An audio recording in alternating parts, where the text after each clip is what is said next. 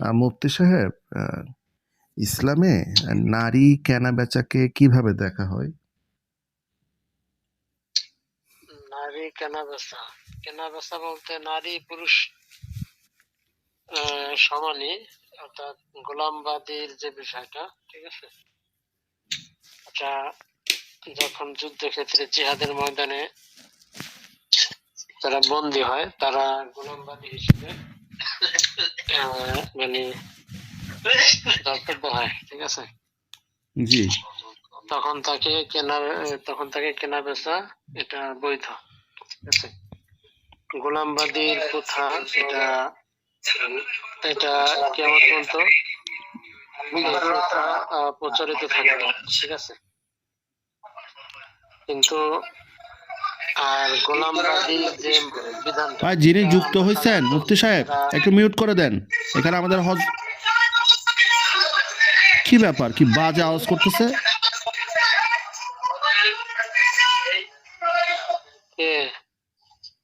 একটা যুক্ত হয়েছে একজন চশমাওয়ালা।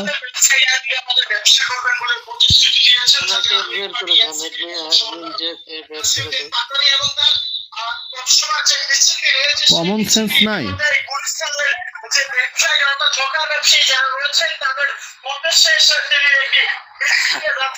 ভাই কে আপনারা? ভাই আপনারা গ্রুপে অ্যাড দেন, প্লাস আবার হচ্ছে বলেন বের করে দেওয়ার জন্য। আপনি মিউট করে রাখেন, এখানে একটা মুফতি সাহেব কথা বলতেছে। আপনার কথা আওয়াজের জন্য কি কথা শোনা যাচ্ছে ওনার? মিউট করে দেন। হ্যাঁ, মুফতি সাহেব বলেন। বলছি এটা শরিয়াতের যে মাসালা আছে সেখানের একটা অধ্যায়, গোলামবাদীর অধ্যায় এটা আছে, ঠিক আছে।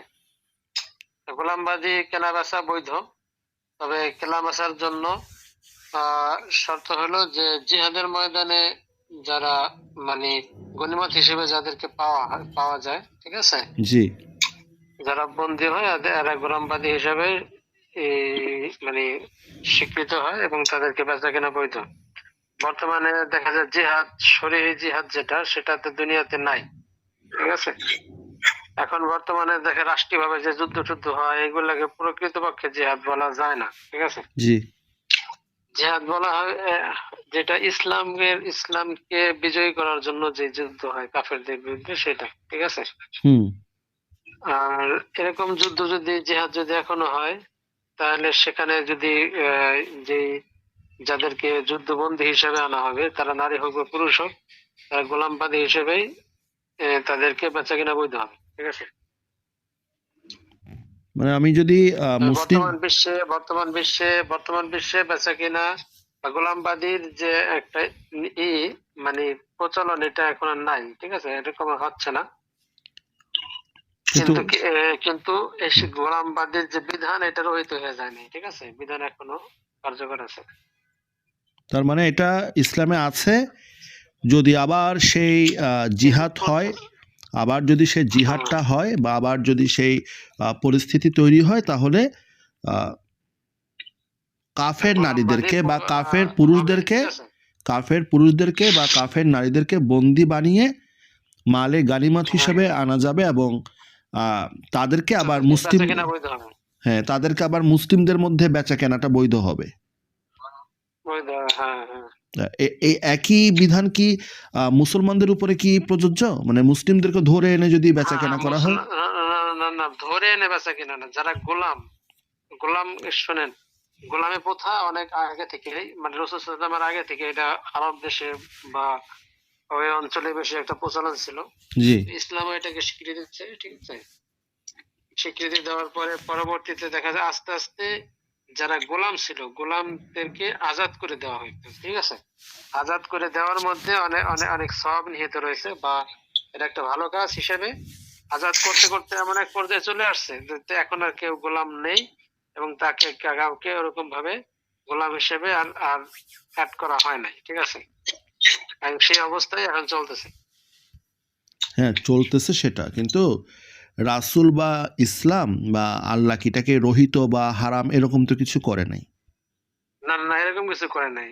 ওই জমানায় যেরকম বৈধ ছিল এখন ওরকমই বৈধ আছে। হ্যাঁ, বৈধ আছে কিন্তু প্রচলন নাই বলতে পারেন, যে এই প্রচলন নাই, এই প্রচলন নিয়মটা নাই। প্রচলন আর নেই। প্রচলনটা উঠে গেছে এইভাবে যে যে গোলাম যারা ছিল তাদেরকে আজাদ করতে করতে করতে করতে এই এই ওই প্রথাটাই পুরো উঠে গেছে, মানে মানুষের মধ্যে আমল নাই ওটা, ঠিক আছে। হ্যাঁ, আমল নাই।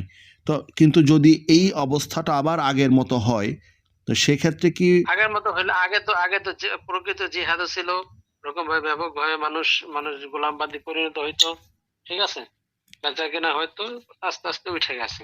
এখনো কি সেই এখন আবার প্রকৃত যদি ওরকম সিচুয়েশন আসে, প্রকৃত এখন যদি ওরকম, সিচুয়েশন আসে, তাহলে কিটা হবে? আবার কি হবে এরকম কিছু?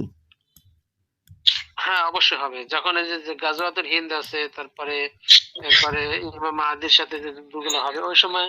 তো ধরেন গাজাওয়াতুল হিন্দ তো ভারতের সাথে হবে।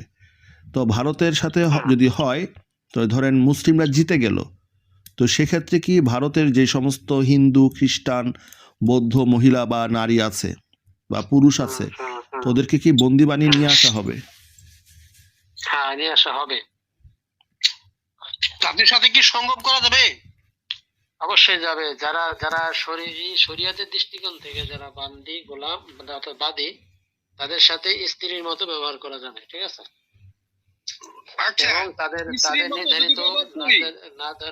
তাদেরকে মানে তাদের আনলিমিটেড, ঠিক আছে।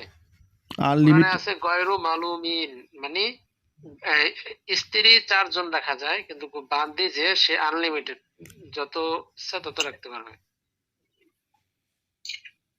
আর এমনি প্রচলিত আমরা সাধারণত আমাদের আমাদের কাজের বুয়া বা এই জাতীয় যারা আছে এরা শরীয়তের দৃষ্টিতে বান্দি না, ঠিক আছে, এরা আজাদ হুর, ঠিক আছে।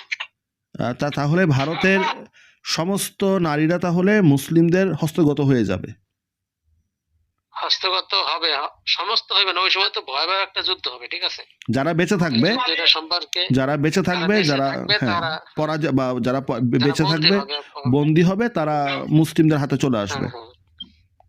চলে আসবে, হ্যাঁ। এবং ওই নারীদেরকে মানে ওই হিন্দু বা খ্রিস্টান বা বৌদ্ধ নারীদেরকে মুসলিমরা বাদী হিসেবে রাখবে। হবে এবং বাদীদের সাথে